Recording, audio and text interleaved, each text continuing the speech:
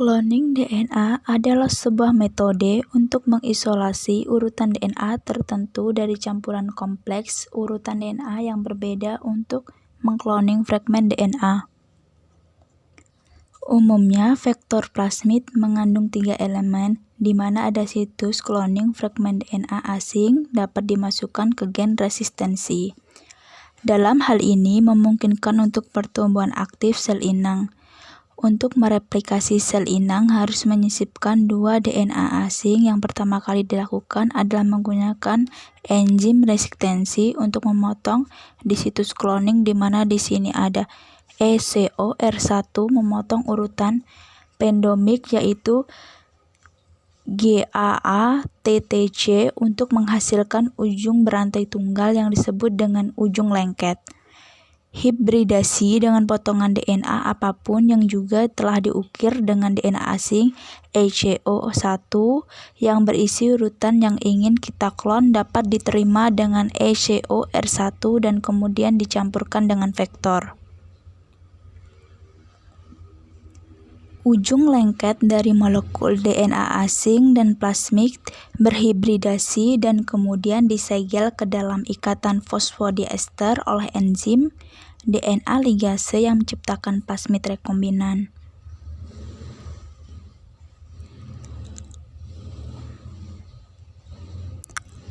Masing-masing plasmid rekombinan ini mengandung fragmen DNA yang disisipkan oleh gen resistensi ampisilin.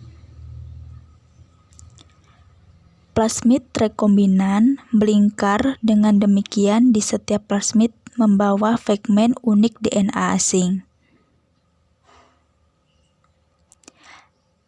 Selanjutnya, sel inang yaitu bakteri E. coli akan ditambahkan ke plasmid rekombinan, di mana sel telah diperlakukan dengan menggunakan kalsium klorida untuk membuat permeabel. Molekul DNA melalui proses yang disebut transformasi. Beberapa sel mungkin akan mengambil plasmid rekombinan, sementara ada juga yang kebanyakan sel tidak melakukannya.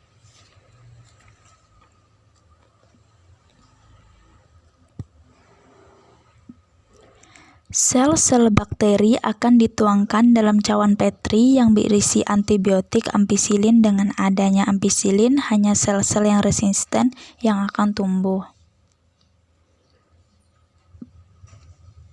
Pada suhu 30 derajat Celcius, sel akan tumbuh dan berkembang biak karena mereka tidak dapat bergerak. Masing-masing akan menghasilkan koloni sel yang terpisah. Sel-sel yang tidak mengalami transformasi akan kekurangan plasmid dengan gel resistensi ampisilin, dan sel-sel pewarna yang memiliki plasmid resisten terhadap ampisilin dan akan bertahan hidup. Asal replikasi plasmid memungkinkan untuk bereplikasi dengan menggunakan enzim sel inang. Replikasi plasmid tidak tergantung pada pembelahan sel inang.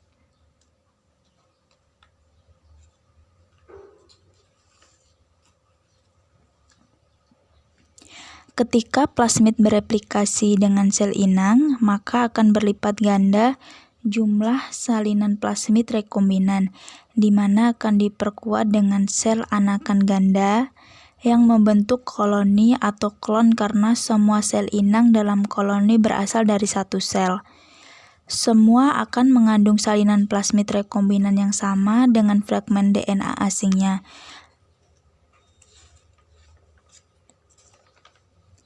Berbagai metode sekarang dapat digunakan untuk koloni bakteri yang bertujuan untuk menentukan di mana yang berisi urutan DNA tertentu yang akan kita isolasi.